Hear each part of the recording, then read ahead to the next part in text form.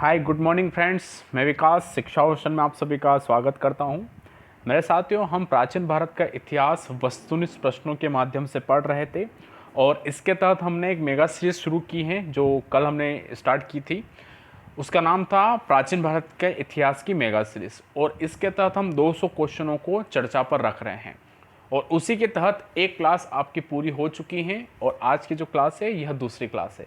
तो इस दूसरी क्लास में 20 और प्रश्नों के बारे में हम जानेंगे। तो मेरे साथियों, आप सभी लोग शिक्षा ओशन के साथ बने रहिए और वीडियो को लास्ट तक देखिएगा, यानी क्लास को आप लास्ट तक लीजिएगा। जो नए साथी हैं जिन्होंने अभी तक शिक्षा ओशन को सब्सक्राइब नहीं किया है तो साथियों शिक्षा ओशन को सब्सक्राइब कर लीजिए और बेल आइकन को प्रेस कर दीजिए। मेरे साथियों, शिक्षा ओशन का जो यूट्यूब चैनल है यह आप सभी को UPSC, MPPSC, SSC, railway, bank और जितनी भी सेंट्रल और स्टेट गवर्नमेंट की कंपटीशन की तैयारी होती है उन सब की प्रिपरेशन करवाता है। तो मेरे साथियों, इसीलिए आप शिक्षा ओशन को ज़रूर सब्सक्राइब कीजिएगा और याद रहे बेल आइकन को प्रेस करना बहुत ज़रूरी है, नहीं तो आपके क्लास का नोटिफिकेशन आप तक नहीं पहुंच पाएगा। साथियों, शिक्षा ओशन को आप ज़रूर शेयर कीजिएगा। मेरे साथियों, आप सबको शिक्षा ओशन के फेसबुक पेज के लिंक आपको इस वीडियो के डिस्क्रिप्शन से प्राप्त हो जाएगी। उस लिंक पर जाके आप सभी लोग शिक्षा ओशन के फेसबुक पेज को लाइक ज़रूर कीजिए। इसी वीडियो के डिस्क्रिप्शन में आपको हमारे इंस्टाग्राम चैनल की लिंक प्राप्त होगी, उस लिंक पर जाके शिक्षा ओशन को फॉलो कीजिए। साथ ही टेलीग्राम के चैनल की लिंक भी आपको इसी वीडियो के डिस्क्रिप्शन से प्राप्त होगी, जहां पर आपको इन वीडियो के पीडीएफ प्राप्त करवाए जाएंगे यानी टेलीग्राम चैनल पर। तो आप टेलीग्राम चैनल को ज़रूर ज्वाइन कीजिएगा। साथियों, हमारे ब्लॉग की लिंक भी इसी वीडियो के डिस्क्रिप्शन में है, आप उस लिंक पर जाकर ब्लॉग पर ज़रूर विजिट कीजिएगा, जहां पर आपको पीडीएफ प्राप्त करवाए जाएंगे। इस क्लास के पीडीएफ भी मिलेंगे, यहाँ तक कि इकोनॉमिक्स के पीडीएफ भी आपको वहीं पर प्रोवाइड करवाए जाएंगे, ज्योग्राफी के पीडीएफ और संविधान के पीडीएफ भी आपको वहीं पर प्रदान किए जाएंगे। इसलिए आप एक बार ज़रूर विजिट कीजिएगा। मेरे साथियों, हम सब पढ़ रहे हैं इंडियन एंशिएंट हिस्ट्री यानी प्राचीन भारत का इतिहास, और प्राचीन भारत के इतिहास के तहत आज की क्लास दूसरी क्लास है, यानी कल हम इसकी शुरुआत कर चुके हैं। और कल हमारे स्टूडेंट का कमेंट भी आया था कि सर आप इस क्लास को और डिटेल से पढ़ाएं, यानी उन्होंने कहा था कि सर पढ़ने में अच्छा लग रहा है, मज़ा आ रहा है, बस आप इस क्लास को यानी हिस्ट्री को थोड़ा सा और डिटेल में पढ़ाओ। तो मेरे साथियों, आज की जो क्लास रहेगी मैं इसको और डिटेल में पढ़ाने वाला हूँ। बस आप डिमांड कीजिए, डिमांड को फुलफिल करना हमारा काम है। आप सिर्फ समय पर क्लास में उपस्थित हो, फिक्स 8 बजे ऑनलाइन आया करो और आकर ही क्लास को लाइक और शेयर करा कीजिए। मेरे सारे प्रयास आप लोगों के लिए हैं, बस हमें आप लोगों का सहयोग चाहिए। आप सहयोग ऐसे ही बनाते रहिए, हम आपके लिए बहुत सारे क्लासेस लेकर आएंगे। मेरे साथियों, बुधवार को 11 बजे हम करंट अफेयर्स की क्लासेस भी शुरू कर रहे हैं, जिसमें हम न्यूज़पेपर को एनालिसिस करेंगे। न्यूज़पेपर में जितनी भी न्यूज़ आएगी जो हमारे एग्ज़ाम के पॉइंट ऑफ व्यू से मोस्ट इम्पोर्टेंट होगी, हम उन सबको डिस्कस करेंगे। इसलिए आप सभी लोग बुधवार 11 बजे से ऑनलाइन रहिएगा। मैं लाइव रहूँगा और लाइव हम पूरी करंट अफेयर्स की क्लास को लेंगे। तो याद रखिएगा 11 बजे बुधवार को, ठीक है। और 8 बजे हमारी 8 बजे रात को 8 बजे इकोनॉमिक्स की क्लास रहती है, जबकि रात को 10 बजे हमारी क्लासेस रहती हैं हिस्ट्री की, मॉडर्न हिस्ट्री की जो लाइव रहती हैं, और सुबह 8 बजे प्राचीन भारत के इतिहास की। ठीक है साथियों, तो चलिए आज की क्लास शुरू करते हैं। आज आप सभी क्लास को लाइक कर दो और क्लास को शेयर कर दो। अब आप सभी देखेंगे आज की क्लास का पहला क्वेश्चन और इस मेगा सीरीज का 21वां प्रश्न। पहला क्वेश्चन आप लोगों के सामने साथियों बहुत अच्छा प्रश्न है। प्रश्न क्या कहता है कि बौद्ध धर्म के महायान पंथ का विकास किसके काल में हुआ था? बौद्ध धर्म के महायान पंथ का विकास किसके काल में हुआ था? यानी आप सबको मैं कल के क्लास में बता चुका हूं और आज भी बता रहा हूं कि बौद्ध धर्म 2 भागों में विभाजित हो चुका था। एक का नाम था महायान तो दूसरे का नाम था हीनयान। ठीक है, महायान पंथ और हीनयान पंथ। तो प्रश्न हमसे क्या पूछा गया है? प्रश्न हमसे यही पूछा गया है कि महायान पंथ और हीनयान पंथ, जिसमें से महायान पंथ का विकास किसके काल में हुआ, किसके शासन काल में हुआ? तो ऑप्शन है अशोक, ऑप्शन बी है कालाशोक, ऑप्शन सी है कनिष्क और ऑप्शन डी है अजातशत्रु। किसके काल में आपका महायान पंथ का विकास हुआ था? तो मेरे साथियों, इस प्रश्न का उत्तर हम ढूंढने जाए तो इस प्रश्न का उत्तर होगा आपका कनिष्क। किसके काल में? कनिष्क के काल में ही आपके महायान पंथ का विकास हुआ था और हीनयान और महायान 2 भाग में विभाजित बौद्ध धर्म हो चुका था। ठीक है साथियों, चले अब चलेंगे अगले प्रश्न की तरफ। तो प्रश्न क्रमांक 21 का सही उत्तर हो जाएगा सी वाला कनिष्क। आप सभी लोग भी प्रयास कीजिएगा प्रश्न का उत्तर देने में। अब अगला प्रश्न है, बौद्ध धर्म का महायान और हीनयान में विभाजन किस संगति में हुआ था। ठीक है, तो यहाँ पर आप लोगों को मैं कुछ डिटेल में चीजें समझाने वाला हूँ, तो आप सभी लोग ध्यानपूर्वक चीजों को समझने का प्रयास कीजिएगा। यहाँ से आपके बहुत सारे प्रश्न क्लियर होने वाले हैं। ठीक है साथियों, तो ध्यानपूर्वक आप सुनिएगा। साथियों, बात कुछ ऐसी है कि गौतम बुद्ध को जब ज्ञान की प्राप्ति हुई थी, तब गौतम बुद्ध ने अपने ज्ञान का प्रचार किया था, और अपने ज्ञान का प्रचार उन्होंने मौखिक रूप से किया था। किस रूप से? मौखिक रूप से उन्होंने अपने ज्ञान का प्रचार किया, और मौखिक रूप से प्रचार करते करते उन्होंने महापरिनिर्वाण यानी उनकी मृत्यु हो गई।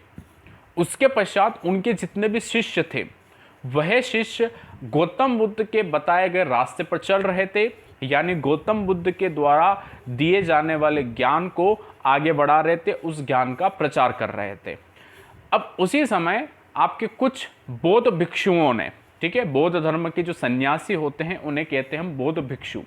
तो कुछ बौद्ध भिक्षुओं ने यह कहा कि हमें तो गौतम बुद्ध के ज्ञान को पता है, और हमें ज्ञात है कि गौतम बुद्ध ने क्या कहा था, किंतु आने वाली सदियों में, भविष्य में यह ज्ञान किस रूप में रहे हमें ज्ञात नहीं है। इसलिए हमें क्या करना है कि गौतम बुद्ध के बताए हुए समस्त ज्ञान को हमें पुस्तक में लिख देना चाहिए, यानी ग्रंथों का निर्माण कर देना चाहिए। इसी उद्देश्य के तहत समय समय पर भारत में जितने भी बौद्ध भिक्षु थे, वह एक स्थान पर बैठकर आपके बौद्ध ग्रंथों को लिखा करते थे। उसे कहते थे साथियों बौद्ध संगीतियां। क्या कहते थे? बौद्ध संगीतियां। बौद्ध संगीतियों में क्या होता था कि गौतम बुद्ध के बताए हुए ज्ञान को ग्रंथ का रूप दिया जाता था। ठीक है, तो बौद्ध संगीतियों की संख्या थी टोटल 4, यानी कितने सेशन हुए थे? 4 सेशन हुए थे, 4 संगीतियां हुई थी। प्रथम बौद्ध संगीति, द्वितीय बौद्ध संगीति, तृतीय बौद्ध संगीति और चतुर्थ बौद्ध संगीति। 4 बौद्ध संगीतियां आपके हुई थी। ठीक है, ध्यान पूर्वक हर एक चीज आप सुनिएगा, मैं बड़े ही आराम से सारी चीज बता रहा हूं। ठीक है, अगर बात करें हम प्रथम बौद्ध संगीति की, ठीक है, किसकी? प्रथम बौद्ध संगीति। तो प्रथम बौद्ध संगीति का स्थान, ठीक है, प्रथम बौद्ध संगीति का स्थान मतलब कि किस स्थान पर हुई? तो वह स्थान था राजगृह। क्या था? राजगृह प्रथम स्थान था, और उस स्थान पर प्रथम बौद्ध संगीति हुई थी। राजगृह में एक गुफा है, जिस गुफा का नाम है सप्तपर्णी गुफा। सप्तपर्णी गुफा में प्रथम बौद्ध संगीति हुई। समय ईयर था 483 ईसा पूर्व के 483 साल पहले। ठीक है, 483 ईसा पूर्व आपका समय था। और प्रथम बौद्ध संगीति के अध्यक्ष थे महाकश्यप। कौन थे? महाकश्यप आपके प्रथम बौद्ध संगीति के अध्यक्ष थे। उनकी अध्यक्षता में प्रथम बौद्ध संगीति हुई। अब प्रश्न क्या आता परीक्षा में कि प्रथम बौद्ध संगीति किस शासन काल के दौरान में हुई? उस समय शासक कौन था? तो साथियों, प्रथम बौद्ध संगीति का शासन काल था अजातशत्रु का। किसका? अजातशत्रु का, जो कि हर्यक वंश का एक राजा था। ठीक है, अजातशत्रु। तो साथियों, प्रथम बौद्ध संगीति राजगृह में हुई, 483 ईसा पूर्व में हुई। अध्यक्ष थे महाकश्यप, और शासन काल था अजातशत्रु का हर्यक वंश।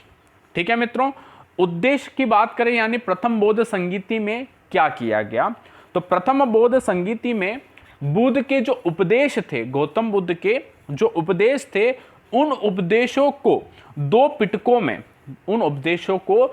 पिटकों में विनय पिटक तथा सूत पिटक, किस में? विनय पिटक और सूत पिटक में संकलित किया गया था।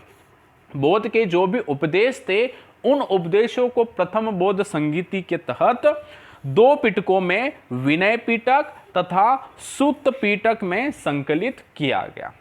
तो ये बात थी आपकी प्रथम बौद्ध संगीति की।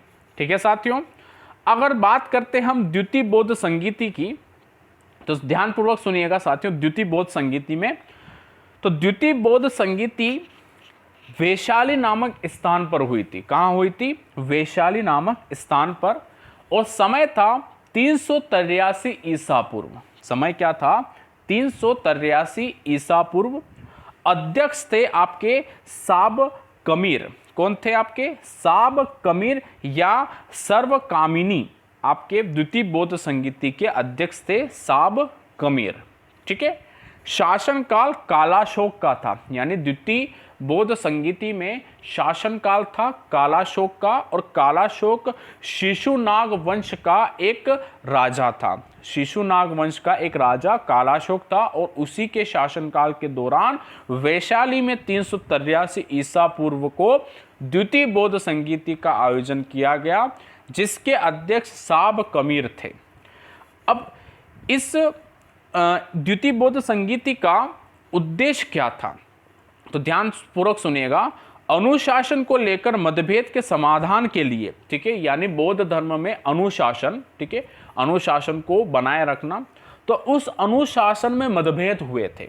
ठीक है, तो उन मतभेद के समाधान के लिए बौद्ध धर्म स्थापित एवं महासांगिक दो भागों में बट गया। ठीक है, यानी बौद्ध धर्म का स्थापित एवं महासांगिक दो भागों में विभाजित हो गया आपके अनुशासन को लेकर। ठीक है, तृतीय बौद्ध संगीति की बात करते हैं साथियों। ये तो दूसरी बौद्ध संगीति की बात हुई। तो तृतीय बौद्ध संगीति का आयोजन पाटलिपुत्र में किया गया। कहाँ किया गया? पाटलिपुत्र में किया गया। उस समय था 251 ईसा पूर्व। ठीक है, तृतीय बौद्ध संगीति का समय था 251 ईसा पूर्व। स्थान था पाटलिपुत्र। और उस वक्त शासनकाल जो था वह था अशोक का, महान अशोक का शासनकाल था। यानी महान अशोक के शासनकाल में तृतीय बौद्ध संगीति का आयोजन किया गया था। ठीक है, और महान अशोक मौर्य वंश का एक राजा था, ये हमें ज्ञात है।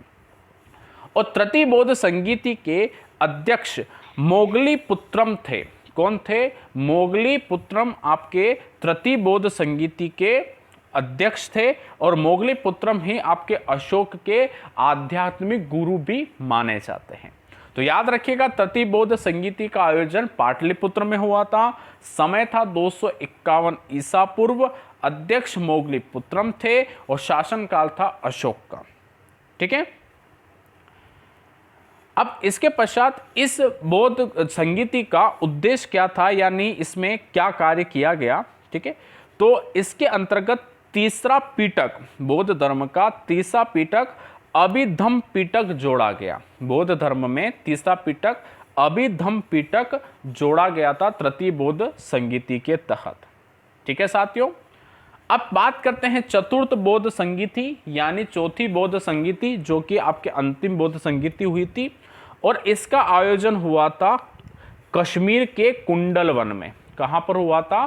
कश्मीर के कुंडल वन में चतुर्थ बौद्ध संगीति का आयोजन हुआ। समय था आपकी प्रथम शताब्दी, ईसा की प्रथम शताब्दी समय था। अध्यक्ष थे साथियों वसुमित्र। याद रखिएगा, चतुर्थ बौद्ध संगीति के अध्यक्ष थे वसुमित्र, और उपाध्यक्ष थे अश्वघोष। उपाध्यक्ष कौन थे? अश्वघोष। और शासनकाल था साथियों कनिष्क का। किसका? कनिष्क का। और कनिष्क राजा था कुषाण वंश का। कुषाण वंश का राजा कनिष्क था, और कनिष्क के शासनकाल में ही चतुर्थ बौद्ध संगीति हुई थी। और इसी बौद्ध संगीति के तहत बौद्ध धर्म दो संप्रदायों में, हीनयान और महायान में विभाजित हो गया था। ठीक है, हीनयान एवं महायान में आपका बौद्ध धर्म विभाजित हो गया था। हीनयान महायान किसे कहते हैं, मैं कल की क्लास में आप लोगों को क्लियर कर चुका हूं। जिन साथियों ने कल की क्लास नहीं ली हैं वे प्लेलिस्ट में जाके कल की क्लास ले लीजिए। ठीक है साथियों, तो इस प्रकार से गौतम बुद्ध की मृत्यु के पश्चात गौतम बुद्ध के ज्ञान का ग्रंथों का रूपांतरण करने के लिए 4 बौद्ध संगीतियां हुई, और 4 बौद्ध संगीतियां किसके शासनकाल में हुई, किस स्थान पर हुई, अध्यक्ष कौन थे और उद्देश्य क्या थे, इनकी सारी जानकारियां मैंने आप सबके सामने रख दी है। आशा करता हूं कि आप लोगों को यहां तक समझ में आया होगा। ठीक है, तो चले अब हमारे प्रश्न की तरफ हम आगे बढ़ते हैं। हमसे प्रश्न पूछ रहा है, 22वां प्रश्न हमारे सामने था, और अगर आप लोगों ने ध्यानपूर्वक मेरी ये सारी बातें समझी हैं या सुनी हैं तो आने वाले कुछ प्रश्न के आंसर आप खुद लगाएंगे और सही लगाएंगे, ये मुझे पूरा विश्वास है। प्रश्न क्रमांक 22 की बात करते क्या कह रहा है कि बौद्ध धर्म जो है, यह बौद्ध धर्म महायान और हीनयान में विभाजित किस संगीति में हुआ था? प्रथम संगीति, द्वितीय संगीति, तृतीय संगीति या चतुर्थ संगीति? इनके बारे में जानकारी मैंने अभी हाल ही में आप लोगों को दी है। तो साथियों, जल्द से जल्द आप सभी लोग कमेंट करके मुझे बताइएगा कि हीनयान और महायान किस संगीति में विभाजित हुआ। सभी जितने भी बच्चे ऑनलाइन बैठे हैं, सभी बच्चे कमेंट करके बताएंगे। बहुत अच्छी तरीके से क्लासेस हमारी चल रही हैं, तो आप सभी लोग क्लास को लाइक और शेयर ज़रूर करेंगे और सभी लोग कमेंट करके आंसर बताएंगे।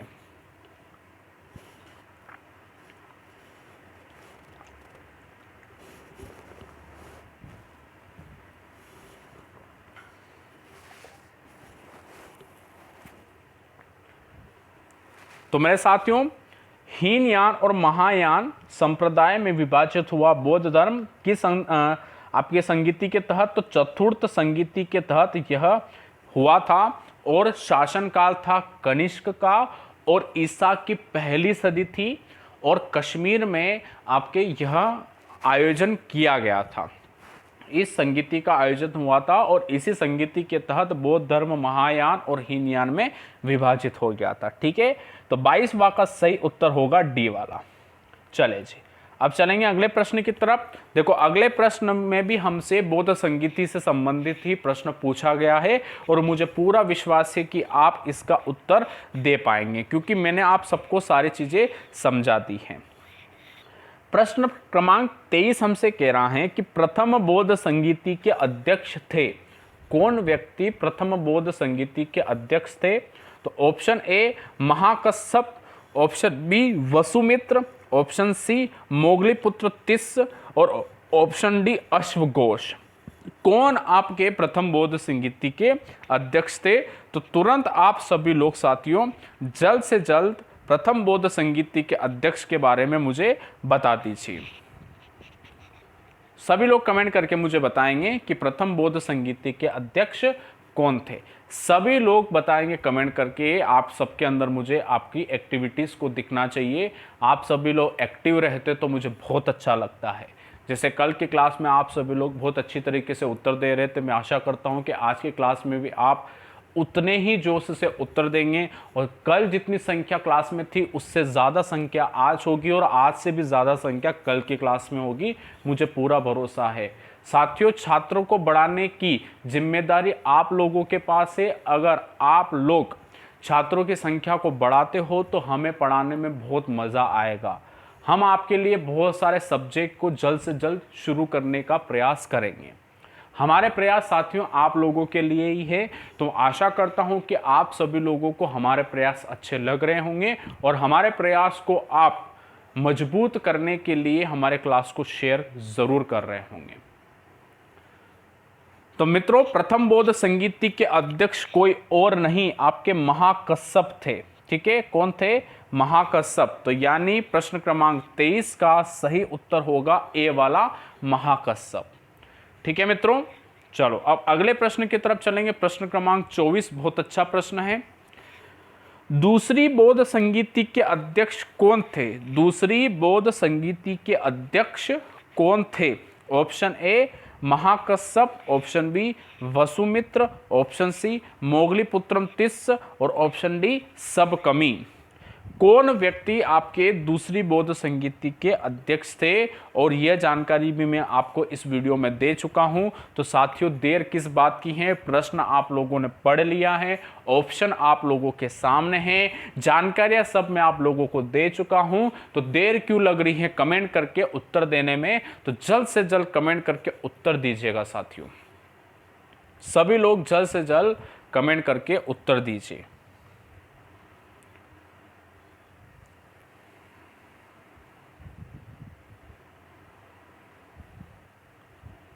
तो मेरे साथियों, दूसरी जो बौद्ध संगीति थी, उस दूसरी बौद्ध संगीति के अध्यक्ष आपके कौन थे? सबकमी थे। कौन थे? सबकमी आपके दूसरी बौद्ध संगीति के अध्यक्ष हुए। और आप सबको ये ज्ञात है कि दूसरी जो बौद्ध संगीति हुई थी, यह कालाशोक के शासनकाल के दौरान की गई थी, 383 ईसा पूर्व को वैशाली में। ठीक है, तो दूसरी बौद्ध संगीति के अध्यक्ष हो गए सबकमी, यानी प्रश्न क्रमांक 24 का सही उत्तर हो जाएगा डी वाला। ठीक है मित्रों, चलो साथियों अब चलेंगे अगले प्रश्न की तरफ। प्रश्न क्रमांक 25 बहुत अच्छा प्रश्न है, आप सभी लोग प्रश्न का उत्तर देने का प्रयास करेंगे। किस काल में चतुर्थ बौद्ध संगीति हुई थी? ये जानकारी भी मैं आप लोगों को दे चुका हूं। प्रश्न आपके सामने है, ऑप्शन आपके सामने है, जल्द से जल्द कमेंट करके उत्तर दीजिएगा कि किस काल में चतुर्थ बौद्ध संगीति हुई थी। अशोक के शासनकाल में, कालाशोक के शासनकाल में, अजातशत्रु के शासनकाल में, या कनिष्क के शासनकाल में? किसके शासनकाल में आपके चतुर्थ बौद्ध संगीति का आयोजन किया गया था? तो मेरे साथियों याद रखिएगा कि चतुर्थ बौद्ध संगीति का आयोजन किसके शासनकाल में? कनिष्क के शासनकाल में किया गया था। इसकी जानकारी हम पहले से ही ले चुके हैं। तो प्रश्न क्रमांक 25 का सही उत्तर हो जाएगा डी वाला, यानी कनिष्क।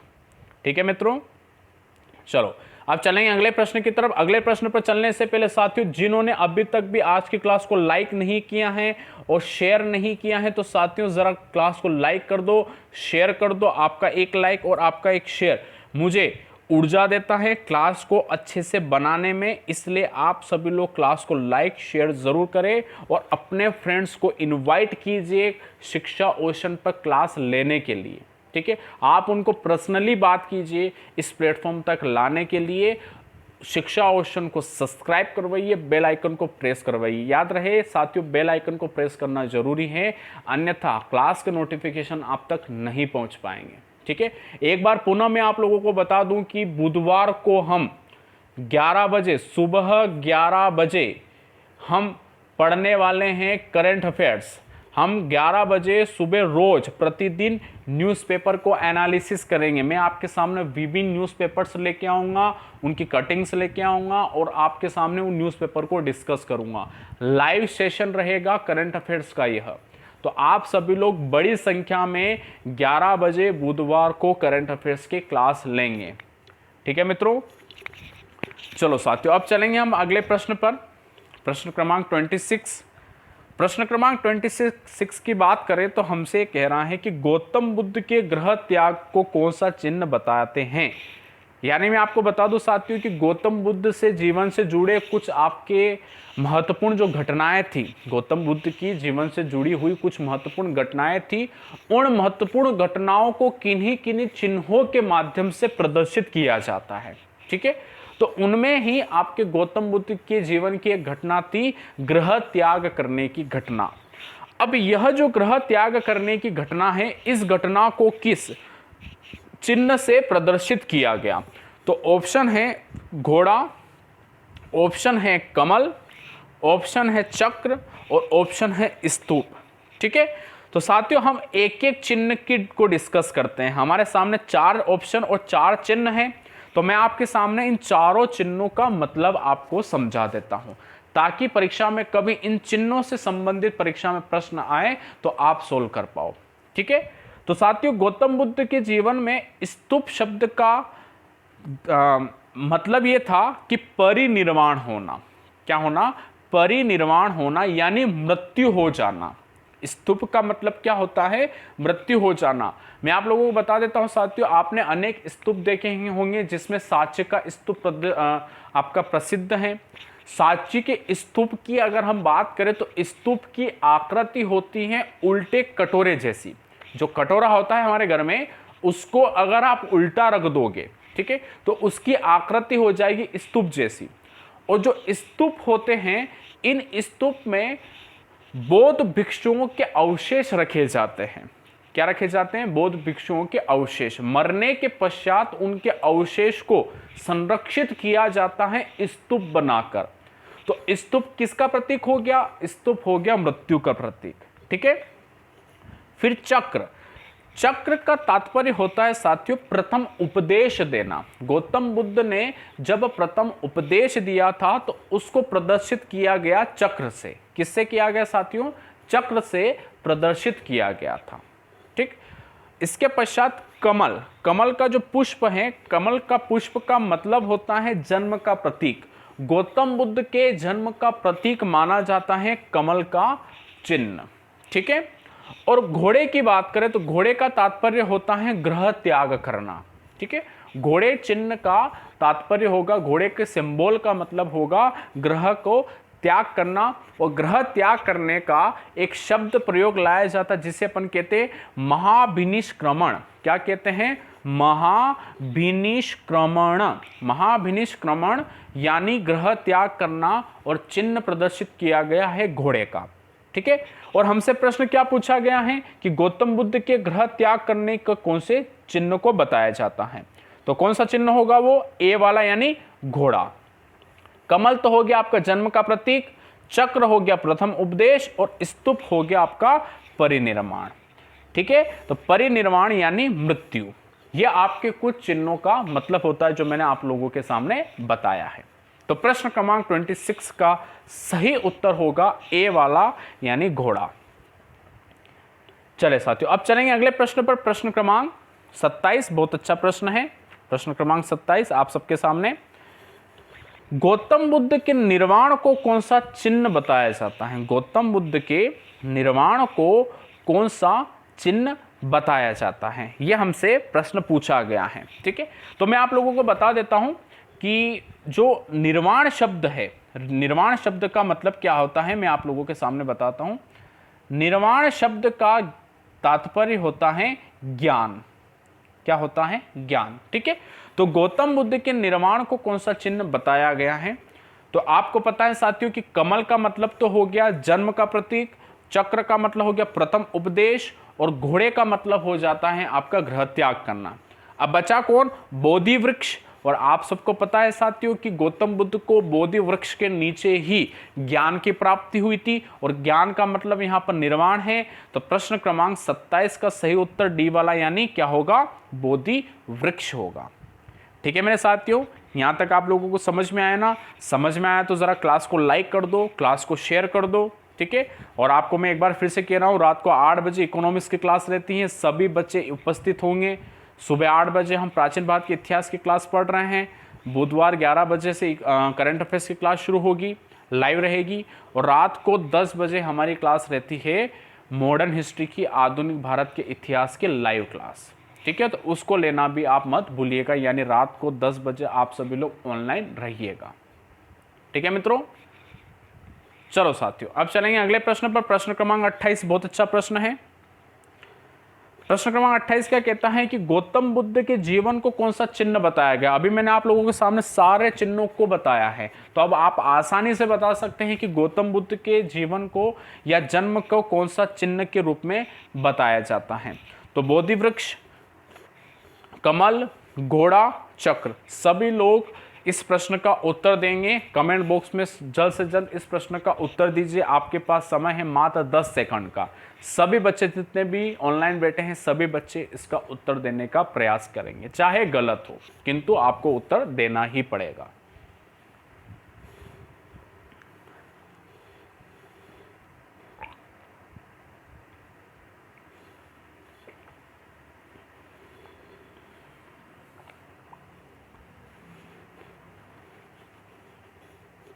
तो मेरे साथियों, गौतम बुद्ध में बोधि वृक्ष का मतलब तो हो गया ज्ञान की प्राप्ति, कमल का मतलब हो गया जन्म, घोड़े का मतलब हो गया ग्रह त्यागना, चक्र का मतलब हो गया प्रथम उपदेश। प्रश्न हमसे जीवन का पूछ रहे हैं, मतलब कि जन्म का पूछ रहे हैं। तो प्रश्न क्रमांक 28 का सही उत्तर कौन सा होगा? बी वाला यानी कमल। ठीक है साथियों। चलो अब चलते हैं प्रश्न क्रमांक 29 पर। बहुत अच्छा प्रश्न है। प्रश्न क्रमांक 29 हमसे क्या कहता है कि गौतम बुद्ध का सारथी कौन था? गौतम बुद्ध का सारथी कौन था? चन्ना, कंथक, देवदत्त या इनमें से कोई नहीं। तो साथियों आप लोग हमेशा याद रखिएगा, और अगर परीक्षा में यह प्रश्न आ जाए कि गौतम बुद्ध का सारथी कौन था, तो याद रखिएगा गौतम बुद्ध का सारथी चन्ना था। ठीक है, चन्ना गौतम बुद्ध का सारथी माना जाता है। ठीक है, चलो अब अगले प्रश्न पर चलते। प्रश्न क्रमांक 30 बहुत अच्छा प्रश्न है।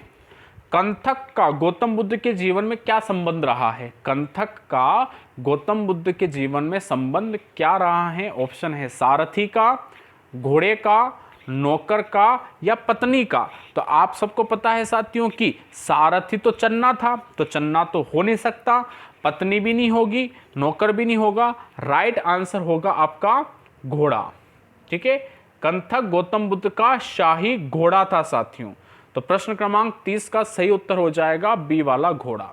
ठीक है, तो देखिए साथियों आपने 10 प्रश्न देखे अभी, और ये 10 प्रश्न आपके बौद्ध धर्म या गौतम बुद्ध से संबंधित थे। और मैं आशा करता हूं कि इन 10 प्रश्नों में से आपका प्रश्न परीक्षा में बाहर नहीं जाएगा। यानी गौतम बुद्ध से संबंधित अगर कोई भी प्रश्न आपके परीक्षा में आएगा तो यहीं से आएगा। तो आप ध्यानपूर्वक इन सारी चीज़ों को देख लेना और क्लास को जरूर शेयर करना। ठीक है साथियों, चलो अब चलेंगे हम अगले प्रश्न की तरफ, प्रश्न क्रमांक 31 पर। अब प्रश्न क्रमांक 31 आपके सामने है। विश्व का सबसे बड़ा महाकाव्य है, और यह बहुत आसान प्रश्न है और आप सबको पता भी है कि विश्व का सबसे बड़ा महाकाव्य कौन सा है? रामायण, महाभारत, वेद या रामचरितमानस। तो साथियों हम सबको ज्ञात है कि रामायण सबसे बड़ा महाकाव्य नहीं है, वेद भी सबसे बड़े महाकाव्य नहीं है, रामचरितमानस भी नहीं है, जबकि राइट आंसर है महाभारत। ठीक है, महाभारत विश्व का सबसे बड़ा महाकाव्य है, जिसकी रचना की थी वेद व्यास जी ने। किसने की थी? वेद व्यास ने। वेद व्यास जी ने किसकी रचना की? महाभारत की रचना की थी। चले अब चलेंगे प्रश्न क्रमांक 32। बहुत अच्छा प्रश्न है। बोग ज कोई अभिलेख, ये अभिलेख न होकर ये अभिलेख के साथियों टाइपिंग में थोड़ी सी मिस्टेक है।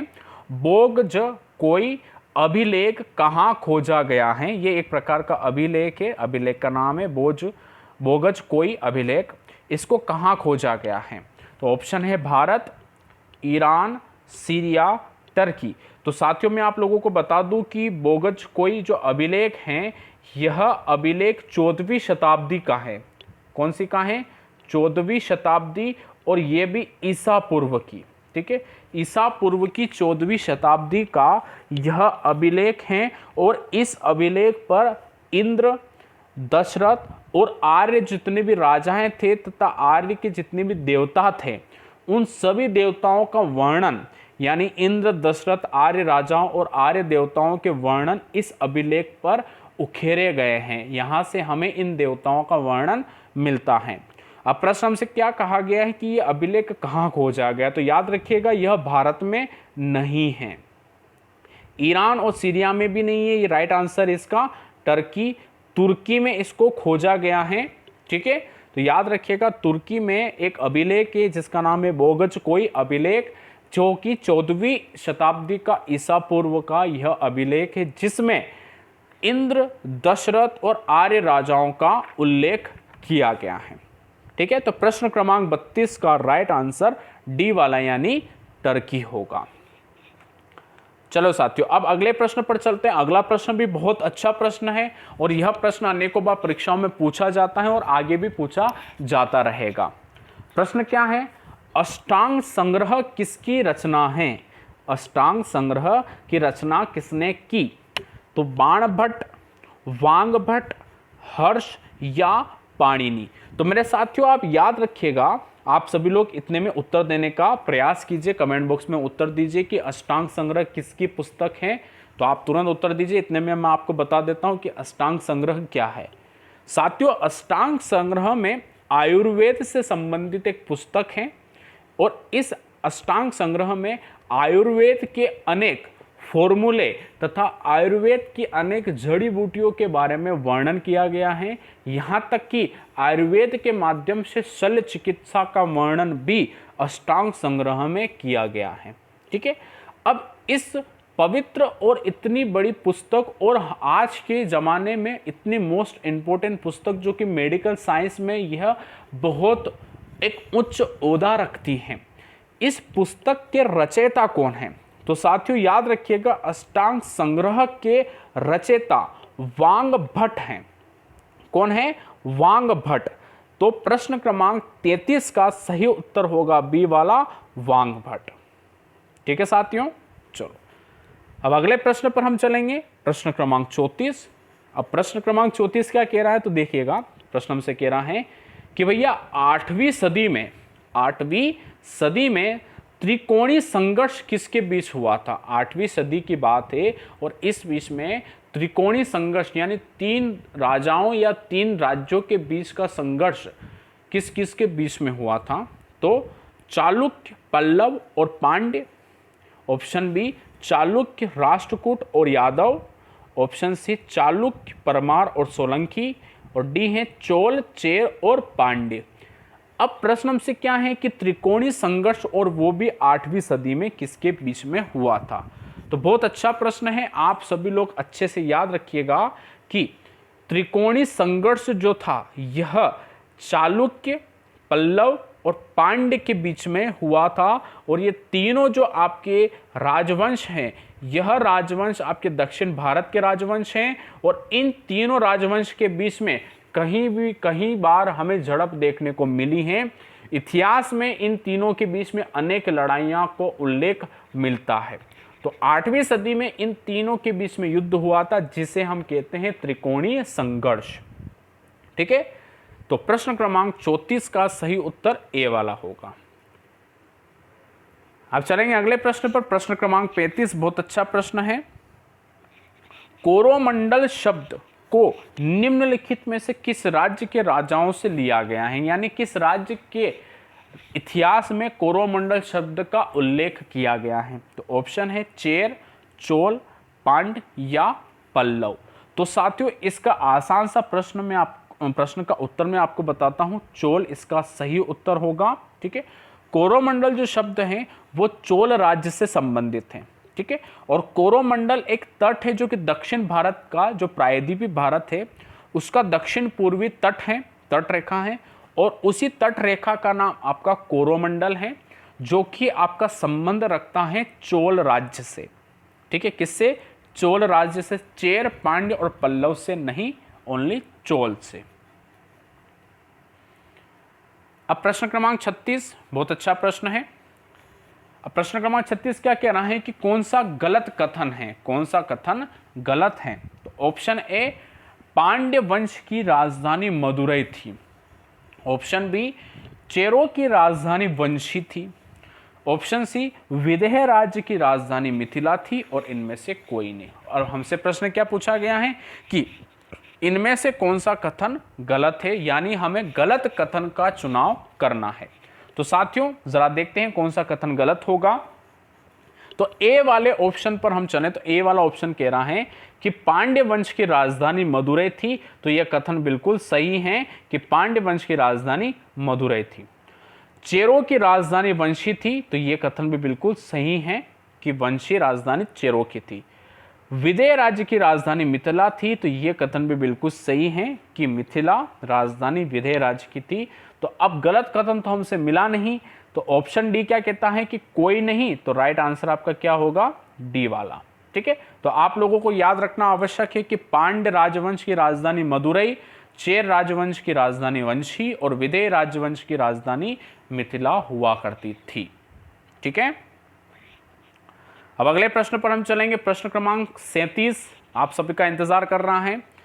प्रश्न क्रमांक 37 हमसे क्या कह रहा है कि ऋग्वेद का एक मंडल जिसके लिए समर्पित है, मतलब कि ऋग्वेद का एक ऐसा मंडल है जिसमें किसी न किसी देवता के लिए समर्पित हैं, तो वह किस देवता के लिए समर्पित हैं?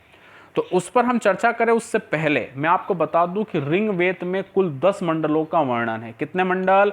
10 मंडल का वर्णन है ऋग्वेद में। अब उस 10 मंडल में से किसी एक मंडल में इनमें से किसी देवता का वर्णन किया गया है। ठीक है, तो ऑप्शन है अग्नि, ऑप्शन है वरुण, ऑप्शन है इंद्र और ऑप्शन है सोम। तो आप दोस्तों जल्द से जल्द कमेंट बॉक्स में इसका उत्तर बताइएगा कि वह देवता कौन से जिसका वर्णन ऋग्वेद के किसी एक मंडल में किया गया है। ठीक है, क्या वे अग्नि हैं, क्या वे वरुण हैं, या इंद्र हैं, या सोम हैं? कौन इसका राइट आंसर होगा? तो साथियों आप सब याद रखिएगा कि वह हैं सोम। कौन है? सोम। मैंने आपको बताया कि ऋग्वेद में आपके कुल 10 मंडल हैं। कितने मंडल? 10 मंडल हैं। और 10वें मंडल में से 9वां जो मंडल है, ठीक है, 9वें मंडल में आपका सोम से संबंधित हैं। ठीक है, जो वनस्पति के देवता भी कहलाते हैं सोम देवता। याद रखिएगा ऋग्वेद में 10 मंडल हैं। 10 मंडल के 9वें मंडल में सोम देवता से संबंधित हैं और सोम देवता आपके वनस्पति से संबंधित है। ठीक है, तो एक प्रश्न के माध्यम से आपको अनेकों प्रश्न के बारे में जानकारियां प्राप्त हो रही है। ठीक है, तो प्रश्न क्रमांक 37 का सही उत्तर हो जाएगा आपका डी वाला, यानी सोम। ठीक है साथियों, चले मित्रों अब चलेंगे अगले प्रश्न पर। प्रश्न क्रमांक 38 बहुत अच्छा प्रश्न है। प्रश्न क्रमांक 38 क्या कह रहा है कि विक्रमशिला विश्वविद्यालय किस गांव में था? विक्रमशिला, जो कि कल के क्लास में हम डिस्कस कर ही चुके थे साथियों। विक्रमशिला जो विश्वविद्यालय है वह विश्वविद्यालय किस गांव में था? तो गांव है, पहला ऑप्शन अतिचक, ऑप्शन बी बसार, ऑप्शन सी चंदीमानु, और ऑप्शन डी इनमें से कोई नहीं। ठीक है, तो विक्रमशिला विश्वविद्यालय साथियों प्राचीन भारत का एक श्रेष्ठ विश्वविद्यालय है। ठीक है, और इसकी स्थापना की हम बात करें तो इसकी स्थापना राजा धर्मपाल ने करवाई थी। ठीक है, और बख्तियार खिलजी के द्वारा विक्रमशिला विश्वविद्यालय को नष्ट करवा दिया था। तो अब वही विक्रमशिला विश्वविद्यालय किस गांव में था? तो मेरे साथियों याद रखिएगा कि वह गांव है अंतिचक। अंतिचक गांव में विक्रमशिला विश्वविद्यालय स्थित था। तो प्रश्न क्रमांक 38 का सही उत्तर हो जाएगा ए वाला। ठीक है साथियों, चले मित्रों अब चलेंगे प्रश्न क्रमांक 39। प्रश्न क्रमांक 39 में प्रश्न क्रमांक 39 हमसे क्या कह रहा है? महायान बौद्ध धर्म ग्रंथों में भविष्य बौद्ध किसे कहा गया? महायान तो समझ ही गए होंगे साथियों आप अब तो, कि बौद्ध धर्म की 2 शाखाएं थी, हीनयान, महायान, जो कि चतुर्थ बौद्ध संगीति के अंतर्गत दोनों अलग अलग हो गए थे। हीनयान और महायान में क्या अंतर होता है मैं कल की क्लास में क्लियर कर चुका हूं। जिन साथियों ने कल की क्लास नहीं ली हैं ज़रा कल की क्लास वे ले लें। प्राचीन भारत के इतिहास की कोई क्लास आपकी छूटनी नहीं चाहिए। नियमित आप सभी लोग समय पर क्लास में उपस्थित होंगे। सुबह 8 बजे हमारी प्राचीन भारत के इतिहास की क्लास रहती हैं। आपको आलस कदा भी नहीं करना है। सुबह उठकर आपको क्लास लेनी है, मतलब लेनी है। बहुत हो गया आराम, लॉकडाउन ने हमें बहुत आराम दे दिया है। अब हमें काम करना है, अब हमें पढ़ना है, और पढ़ने के लिए सुबह जल्दी उठना भी पड़ेगा। ठीक है, तो अब महायान का जो बौद्ध ग्रंथ है, ठीक है, वह बौद्ध ग्रंथ में से यह कहा गया है कि भविष्य में अब कोई बौद्ध होगा। तो कौन भविष्य का बौद्ध कहलाता है, हमसे प्रश्न पूछा गया। तो ऑप्शन है क्रूक चंद, option B Amitabh, option C Maitreya, और ऑप्शन डी कनक मुनि।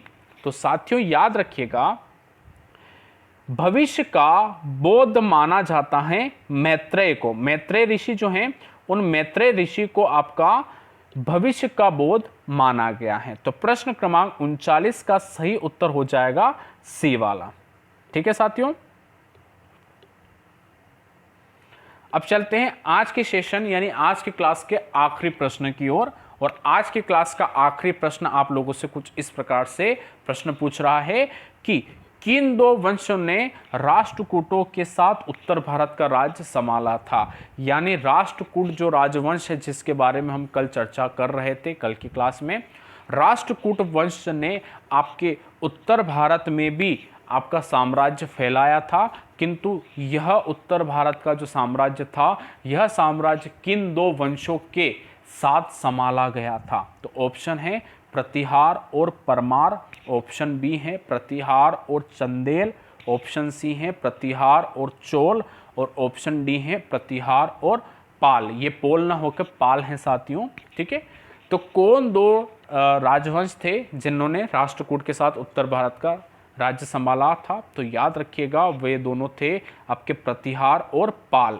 ठीक है, तो 40 का राइट आंसर हो जाएगा डी वाला। तो इस प्रकार से साथियों आप सभी लोगों ने आज की इस क्लास में 20 और प्रश्नों को जान लिया है और इनके साथ आपके इस मेगा सीरीज के प्रश्नों की संख्या हो जाती है 40। तो मेरे मित्रों, आप सभी लोगों को यह प्रयास कैसा लगा कमेंट करके ज़रूर बताइएगा, और आप सभी लोगों को यह प्रयास अच्छा लगा हो तो क्लास को लाइक करिएगा, क्लास को शेयर करिएगा।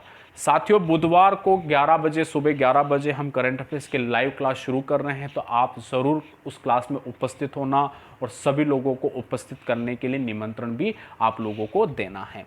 मेरे साथियों, रात को 8 बजे इकोनॉमिक्स की क्लास रहेगी, रात को 10 बजे हम पढ़ेंगे लाइव में मॉडर्न हिस्ट्री, आधुनिक भारत का इतिहास। तो साथियों अभी के लिए इतना ही। जिन साथियों ने अभी तक भी शिक्षा ओशन को सब्सक्राइब नहीं किया है वो सब्सक्राइब कर लीजिए और बेल आइकन को प्रेस कर दीजिए। तो मेरे साथियों अभी के लिए इतना ही, अब मुलाकात करते हैं रात को 8 बजे। तो आप सभी का बहुत बहुत धन्यवाद।